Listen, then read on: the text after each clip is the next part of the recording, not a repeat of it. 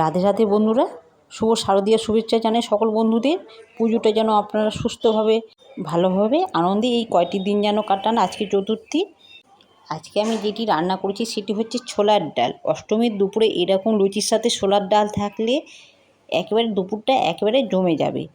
একবার আপনি এইভাবে একবার ছোলার ডাল বানিয়ে করে খেয়ে দেখবেন, মনেই হবে না এটি বাড়ির রান্না। এখানে নিচে আমি 400 গ্রাম ছোলার ডাল প্রথমে পরিষ্কার করে বেশ ভালোভাবে ধুয়ে নিয়ে আমি 30 মিনিট জল দিয়ে ভিজিয়ে রেখে দিচ্ছি ঢাকা দিয়ে। 30 মিনিট পরে আমি প্রেসারে ডালগুলো সব ছেঁকে ছেঁকে জল থেকে আমি তুলে নিয়ে দিয়ে দিচ্ছি হাফ চামচ লবণ আর একটা তেজপাতা দিয়ে আমি গরম জল দিয়ে ফুটন্ত গরম জল আমি বাটিতে বসিয়ে দিয়েছিলাম। আমি 4টি সিটি মেরে আমি ভালোভাবে সেদ্ধ করে নিচ্ছি।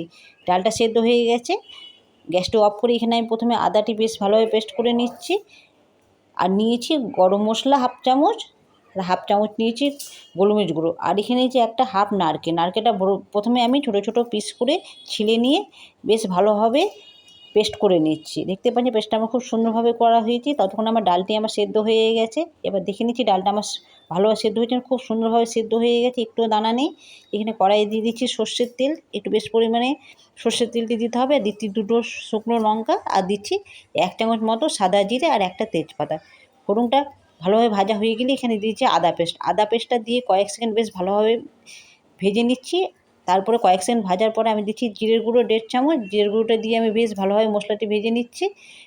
কয়েক সেকেন্ড বেশ ভালোভাবে ভাজা হয়ে গেলে এবার নারকেল পেস্টটা আমি দিয়ে দিচ্ছি। নারকেল পেস্ট দিয়ে আমি বেশ ভালোভাবে আমি কষে নেব। এখানে কিন্তু এখন আমি জল ব্যবহার করছি না, জল ছাড়াই কিন্তু মশলাগুলো আমি কষে নিচ্ছি। কয়েক সেকেন্ড বেশ ভালোভাবে মিডিয়াম জালে নারকেলের সাথে মশলাগুলো সব বেশ ভালোভাবে কষা হয়ে গেলে তারপরে দিয়ে দিচ্ছি হাফ চামচ গোলমরিচ গুঁড়ো আর হাফ চামচ দিচ্ছি গরম মশলা। আরও কয়েক সেকেন্ড বেশ ভালোভাবে কষে নিচ্ছি। কষাটা যত ভালো হবে রান্নাটি ততই টেস্টি হবে। খুব ভালোভাবে কষা হয়ে গেছে। এবার দিয়ে দিচ্ছি আমি হলুদ গুঁড়ো হাফ চামচ, আর দিচ্ছি 1 চামচ লবণ, আর দিচ্ছি 1.5 চামচ চিনি। চিনিটা আপনারা আপনাদের পরিমাণ মতো দিবেন, যে যেরকম মিষ্টি খেতে ভালোবাসেন। দিয়ে বেশ ভালোভাবে আরও কয়েক সেকেন্ড বেশ আমি কষে নিচ্ছি। আর দিচ্ছি এবার সর্ষের তেল। আমি আগেও বলেছি এখানে কিন্তু জল ব্যবহার করছি না আমি। আজকে তেলেই মশলাটা আমি কষে নিচ্ছি। মশলাটা বেশ ভালোভাবে কষা হয়ে গেলে ছোলার ডাল সেদ্ধটি দিয়ে কয়েক সেকেন্ড বেশ ভালোভাবে ফুটিয়ে নিচ্ছি। সবশেষে দিয়ে দিচ্ছি 1 চামচ ঘি দিয়ে আরও কয়েক সেকেন্ড নাড়াচাড়া করে আমি 4-5টে কাঁচা লঙ্কা দিয়ে কয়েক সেকেন্ড ফুটে গেলে এবার আমি নামিয়ে নিচ্ছি। এভাবে একবার ছোলার ডাল বানিয়ে করে খেয়ে দেখবেন।